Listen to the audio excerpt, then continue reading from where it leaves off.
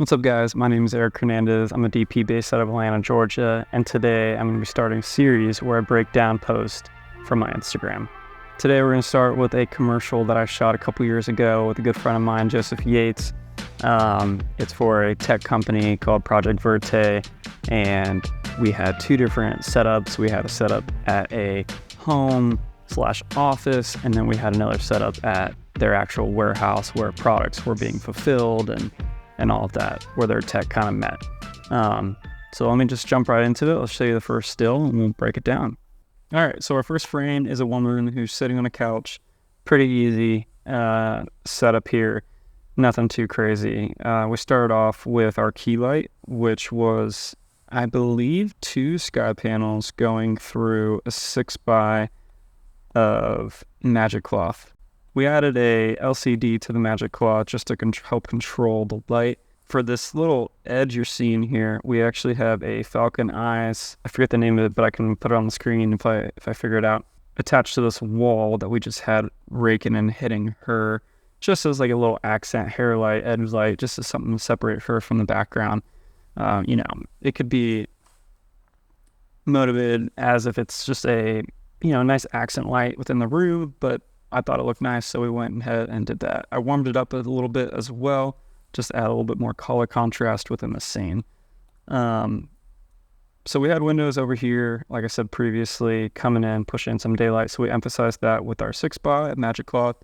And then we added, I believe it was an 8x negative on just a T-bone. T-bone is essentially taking the frame of an 8x and just using one side and then draping the cloth down to the ground.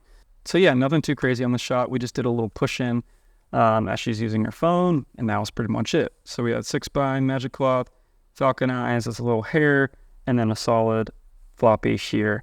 And we were shooting on the Red Raptor on Tokina Vista Primes. I couldn't tell you exactly which lens this was. I honestly forget, but I think it was the 35 or the 50. Those are the 2 lenses on the set that I tend to enjoy shooting with the most.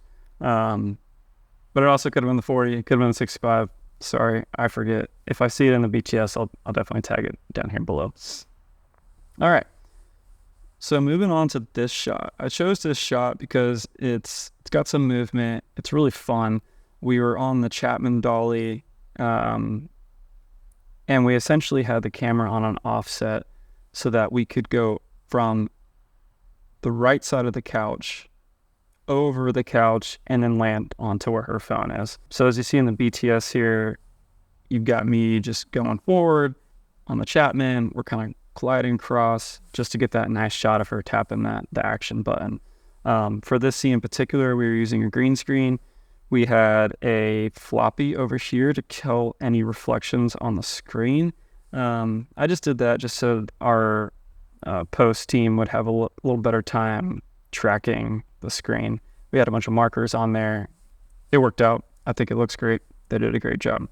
But as far as lighting goes, nothing too much changed here, aside from adding in that floppy. I think I may have added a little bounce board somewhere down here just to kind of give her a little feel in her fingers. But other than that, check out this BTS, see how the Chapman went across, and let me know what you think. This shot right here, this is actually a shot that we captured at the end of the day. We were all tired, but these robots were super cool. They essentially go and pick up pallets of merchandise and they bring it to a place in the warehouse where it needs to be. So I really wanted to show off its high-tech, look. I utilized a lot of the lights that were already in the warehouse.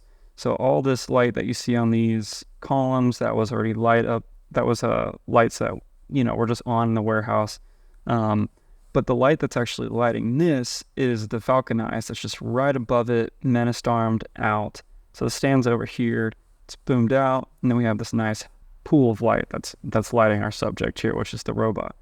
So yeah, that was coming down. I think it had an LCD on it as well, so you can see the fall off kind of tapers off, so it's not spreading super far. But yeah, this was a fun one because our AC Matthews, he had a I don't know what it's called, but it's like a Segway kind of deal. So we were able to kind of move around with the robot, and we were using the Mobi Pro with the Raptor, so we were able to track these robots, and yeah, it was a lot of fun. And I think the shot turned out great. I want to say this might have been on the 85 or the 65, but I just love what these Tokino Vista Primes do to the bokeh. It's super clean. The fall off is just indescribable. It really separates whatever is in focus from the background. I'm going to do this one. If I have BTS, I will show you, but essentially our amazing key grip gaffer extraordinaire, Carlos, did a rig on this shelf, essentially. So he had some speed rail connecting together. I couldn't tell you what it all looked like. I'll post some BTS right here, and you can check it out. Yeah, we just wanted to show this as a unique perspective, kind of Snorri cam style of the robot working, and this was a really cool way to do it. So in the shot, the robot actually comes up, it picks up the shelf, and then it starts moving, and you can kind of see the robot in action there. I believe we added a couple Astera tubes just right here, just to give a little fill, give a little love on our robot. But other than that, again, we just kind of used the warehouse as is, so nothing too crazy there. Cool. Well, I know that was a pretty simple, quick lighting breakdown of shots, but I figured this is just the first video. I'm gonna get better at these each time, hopefully be better in front of the camera. But let me know if there's a post on my Instagram that you guys want me to break down, and I will gladly do it, and I'll post it on this channel. Yeah, let me know if you have any questions or comments. Just leave them down below, and I'll see you on the next one. Thanks.